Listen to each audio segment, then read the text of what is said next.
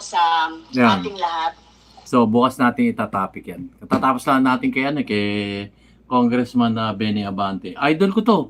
Matapang to eh. Isang pastor to, isang bishop to eh. Kaya idol ko to.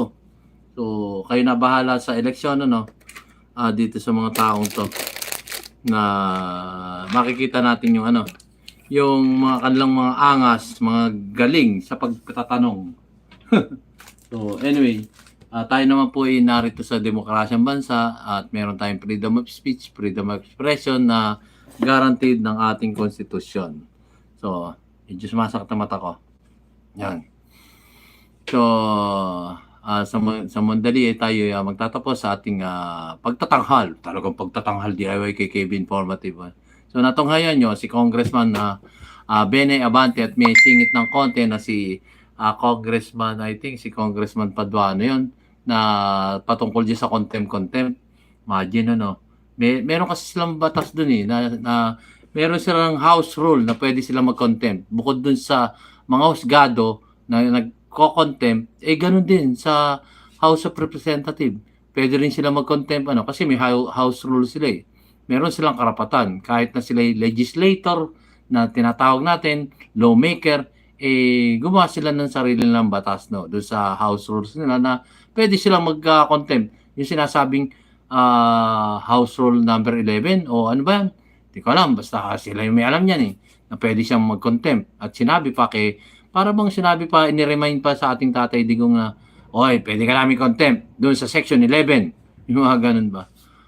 Nep, So, talagang powerful. At ang atin lang naman masasabi rito, hindi kayo pang matagalan dyan. Bababa rin kayo. Kung ano yung pinakita yung mga asal nyo dyan, ugali nyo dyan, ito po yung nakikita ng taong bayan.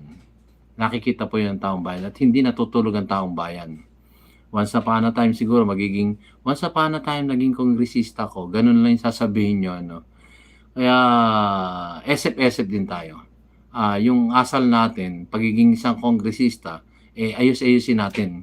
Kasi nariyan kayo sa formal na nag-ano nga kayo, nagpo-point of order nga kayo pagka nagtatawanan, gano'n, o nagsisigawan.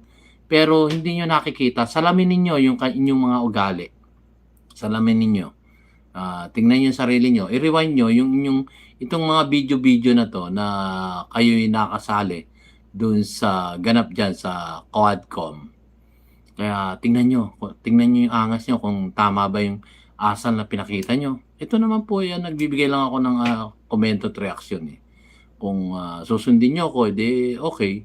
Kasi gaya nga ng sabi ni ating dating Pangulong Noynoy Aquino, kayo ang boss ko. Meaning to say, pinpointing to the people, hindi sa government officials.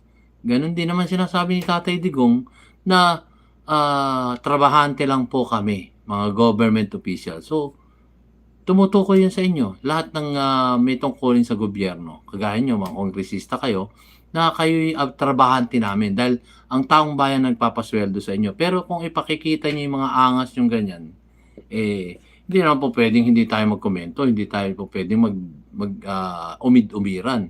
Kailangan din namin magsalita. Dahil karapatan naman namin yun na ipahayag yung aming sentimiento sa gobyerno. So kayo po yung mga honorable na tinatawag. So kung ganyan na pakikita nyo, gagalangin ba kayo ng taong bayan? Parang kayo na sumagot. Kayo na po sumagot. Matatalino naman kayo honorable naman kayo So pakinggan nyo yung sarili nyo. I-rewind nyo o panoorin nyo yung sariling video nyo dyan sa House of Representatives. At pakinggan nyo yung sarili nyo. Kung kayo ba yung naging maangas, kung kayo parang naghahari-harian dyan sa loob ng inyong institusyon. Diba? So, yun lang po. Yun lang po naman masasabi ko sa inyo. At may time pa naman para magbago Lahat naman ng tao ay mayroong karapatang magkaroon ng second time around. So, yun lang po ang masasabi ko dito sa aking sariling opinion, komento at reaction dito sa ating YouTube channel, DIY KKB Informative. May panahon pa po. So, ito po ang inyong abang lingkod, DIY KKB Informative na nagsasabing keep safe, God bless, and you have a great day. Peace to everyone. God bless you all. Salamat po.